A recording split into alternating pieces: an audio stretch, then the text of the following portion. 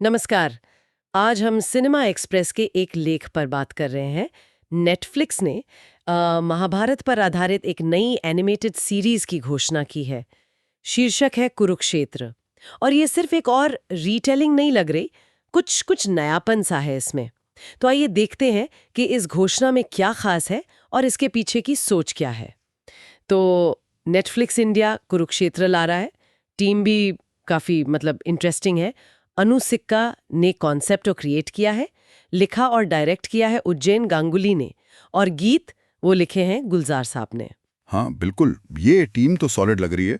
और ये Netflix India की पहली पहली पुराने कथा पर आधारित एनिमे सीरीज है, ऐसा कहा जा रहा है। एनिमे सीरीज, इसका क्या मतलब समझे? क्या ये जापानी स्टाइल वाला एनिमे है या बस एनिमेशन को एनिमे कह रहे हैं? ये सवाल अच्छा है। लेख में तो एनिमे सीरीज लिखा है, पर यह साफ नहीं है कि स्टाइल जापानी होगा या ये बस एनिमेशन के लिए एक टर्म यूज किया है। खैर जो भी हो, ये नेटफ्लिक्स इंडिया के लिए पौराणिक जॉनर में एक बड़ा कदम तो है ही। जैसा कि नेटफ्लिक्स इंडिया की सीरीज हेड तानिया वामी ने कहा भी है, ये महाभारत पर एक बिल्कुल नया नजरिया पेश करने का इरादा है। और एनिमेशन का इस्तेमाल वो इसे आज की पीढ़ी के लिए काफी ताज़ा और आकर्षक बना सकता है ना। हाँ, विजुअली शायद बहुत कुछ अलग करने की गुंजाइश होगी। और सिर्फ एनिमेशन ही नहीं, कहानी कहने का तरीका भी। सुनने में आया है कि ये 2 भागों में आएगी, हर भाग में 9 एपिसोड। और कहानी महाकाव्य के 18 योद्धाओं के नजरिए से सामने आएगी। 18, ये तो बहुत ही महत्वाकांक्षी लग रहा है। हाँ, महत्वाकांक्षी तो है। मतलब एक ही कहानी को इतने सारे अलग अलग एंगल से दिखाना, ये चुनौती भरा काम है। कहीं कहानी बिखर ना जाए, ये ध्यान रखना होगा। मेकर्स को शायद कोई एक धागा पकड़कर चलना होगा जो सबको जोड़े रखे, वरना दर्शक कंफ्यूज हो सकते हैं। बिल्कुल। लेकिन अगर इसे ठीक से किया गया तो सोचिए, महाभारत को समझने का एक बिल्कुल नया तरीका मिल सकता है। अनु सिक्का ने भी यही कहा है कि सीरीज कुरुक्षेत्र के 18 दिनों को इन अलग अलग दृष्टिकोणों से देखेगी।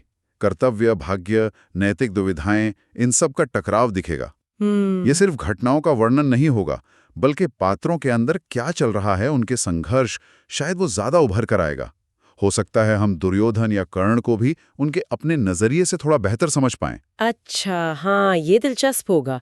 मेकर्स ने एक फर्स्ट लुक पोस्टर भी जारी किया है जिसमें किरदारों का एनिमेटेड लुक है। तानिया बामी ने ये भी कहा कि महाभारत आज भी इतनी ही रेलेवेंट है।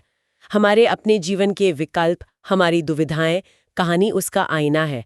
आपको लगता है ये एनिमेशन और ये मल्टी पर्सपेक्टिव अप्रोच इसे आज के दर्शकों से जोड़ने में मदद करेगा?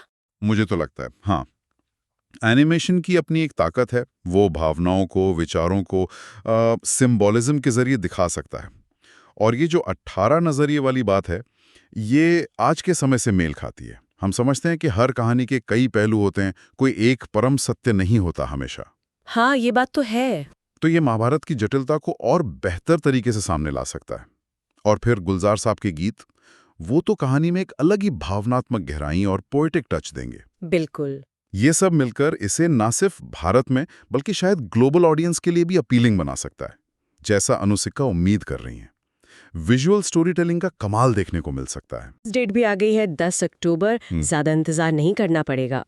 तो संक्षेप में कहें तो नेटफ्लिक्स की कुरुक्षेत्र सिर्फ कहानी नहीं दोहरा रही, वो एनिमेशन, 18 अलग अलग दृष्टिकोण और गुलजार के गीतों के साथ महाभारत को एक नया आयाम देने का वादा कर रही है। एक जानी पहचानी कहानी को ताजगी से पेश करने की एक साहसिक कोशिश कह सकते हैं इसे। और ये सोचने पे मजबूर करता है कि जब एक ही युद्ध को इतने सारे अलग अलग नजरियों से देखा जाएगा, हर योद्धा का अपना सच, अपना धर्म, अपनी उलझन, तो क्या सत्य और नैतिकता की हमारी जो स्थापित समझ है, जो शायद कभी कभी थोड़ी ब्लैक एंड व्हाइट हो जाती है, क्या उसे कोई चुनौती मिलेगी? ये देखना दिलचस्प होगा कि क्या ये सीरीज हमें सिर्फ हार जीत से आगे ले जाकर उस युद्ध में शामिल हर किरदार की मानवीय जटिलताओं को महसूस करने का मौका देगी।